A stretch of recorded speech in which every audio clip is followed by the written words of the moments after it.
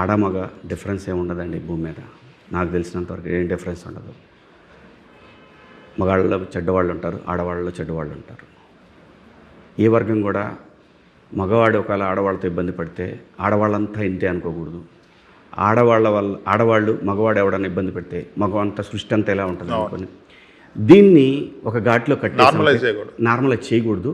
Society కాదు, especially భారత సమాజం కుటుంబ వ్యవస్థ అనేది బలంగా వేళ్ళూనిపోయినది. దీంట్లో మాతృమూర్తికి ఇచ్చే స్థానం అత్యంత ఉన్నత స్థానం. దాన్ని మీరు ఎక్కడ చూసినా సరే, మనం బస్సులో చూస్తే స్త్రీలకు ప్రత్యేకం, ట్రైన్లో చూస్తే స్త్రీలకు ప్రత్యేకం ఉంటుంది. ఎక్కడ చూసినా కానీ ladies first in our culture ఏమండి.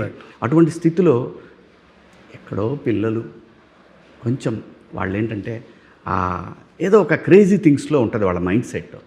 ఆ పరిస్థితుల్లో కొన్ని చోట్ల ఇబ్బంది అయితే మనం జాగ్రత్తగా ఉంటే పోద్ది కదా అని చెప్పటమే ఉద్దేశం తప్ప ఎవరిని కూడా మనకున్న కాన్స్టిట్యూషన్లో మనకెవరికి కూడా బట్ట తిండి గురించి ఎవరిని ఫోర్స్ చేయడానికి లేదు. ఆ జ్ఞానం నాకు ఉందండి, ఆ జ్ఞానం నాకుంది. దాంట్లో నేను చెప్పాలనుకునేది ఒక 2 వర్డ్స్ సిచ్యువేషన్ పరంగా తప్పుడు పదాలే, కానీ అవి పర్సనల్గా 2 పదాలు ఏం బ్యాడ్ పదాలు కాదు. రెండోది నేనేమనంటే ఇలా అనుకుంటారు అనే మాట అన్నాను. బట్ ఎనీహౌ ఆ సందర్భంలో అవి 2 unparliamentary. I said sorry.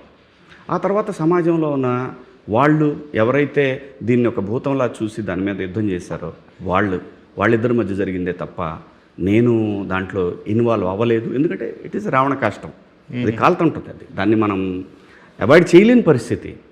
So దాని గురించి డిస్కస్ చేయొద్దు. బట్ నేను నా స్టేట్మెంట్కి స్టాండ్ అయి ఉన్నాను. ఆ పదాలకు మాత్రమే నేను సారీ చెప్పగలిగాను, అంతే తప్ప నా ఉద్దేశంలో నా ఇంటెన్షన్ని ప్రజలు అర్థం చేసుకున్నారు.